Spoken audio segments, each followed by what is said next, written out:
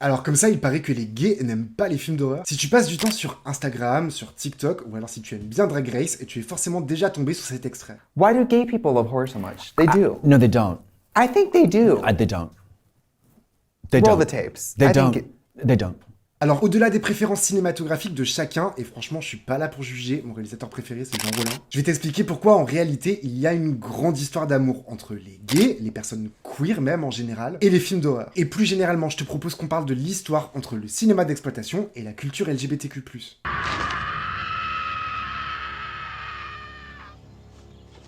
Mommy, why can't Jesse wake up like everybody else?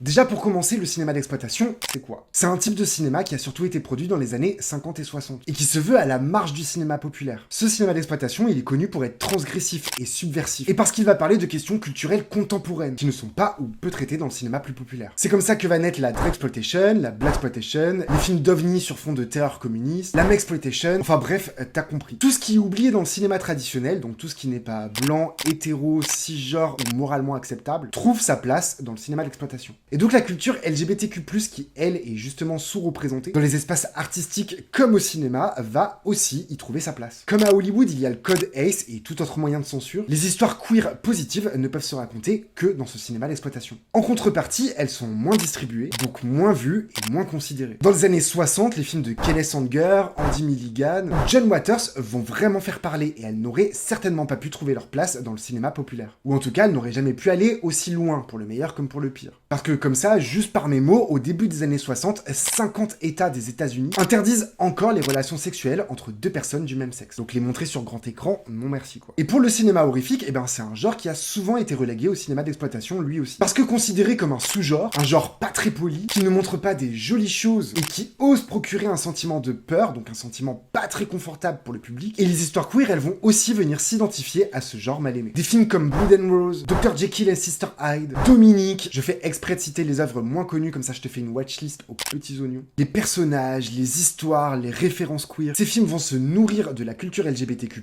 et cette culture peut enfin s'exprimer à l'écran. Alors malheureusement, tous ces films qui ont été moins distribués, donc moins vus et moins considérés, sont aujourd'hui moins facilement trouvables. Parce qu'il existe encore beaucoup de discrimination envers ces films, qui n'intéressent pas les plateformes streaming, alors que le format physique se raréfie. Petit paradoxe. Donc les gays, vous avez compris, il est temps de retomber amoureux du cinéma d'exploitation.